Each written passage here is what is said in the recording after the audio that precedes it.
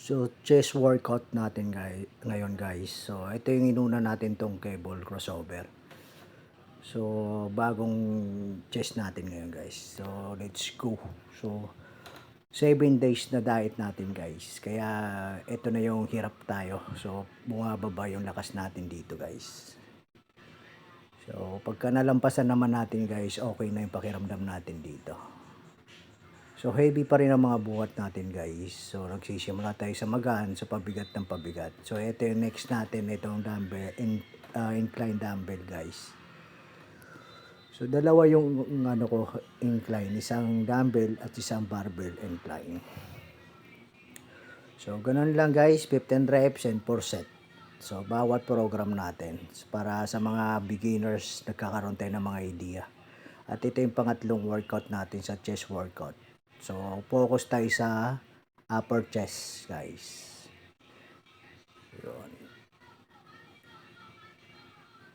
So, napansin nyo, binababa ko masyado, guys, para sumasagad. So, pinapakiramdam ako yung chest natin.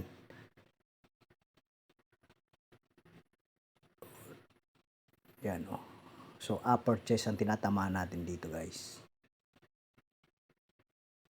So, pabawas yung lakas natin guys kasi diet na tayo. So, pag nagda-diet ako guys, madinang diet ako. So, lahat walang lasa, tinatanggal ko pati asin. So, ito naman yung pang ano natin, pang-apat na workout natin. So, flat bench to. So, dumbbell ginamit natin. Okay, para lumapad pa yung chest natin. So, napansin nyo, sinasagad ko para lalong humaba yung chest natin, sumumbok. Yan. So dito guys, pabigat ng pabigat ako rito. So nag-heavy na rin ako dito. So kahit nakadiet tayo, heavy pa rin ang buhat natin guys. Yan. So ito naman yung plies. So incline plies to guys. So ito na yung pinaka last workout ko. So nag-bicep ako, 3 sundot. So okay na guys. So abs naman ako. So sinasabay ko yung abs sa workout natin. So naka-calories deficit tayo. So kailangan natin mag-abs para maaga tayo matuyo.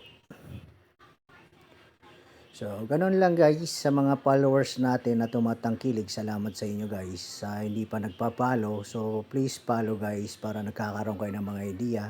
Lalo na sa mga beginners natin. So, para tayong mga beginners. So, pagkatapos ko mag-workout guys, nagpa-practice pose naman ako, posing. So, kailangan aralin natin yung mga posing guys para hindi tayo nakakuha. So, ganun lang guys. Ingat kayo palagi. Salamat sa papalo na rin guys. So, thank you.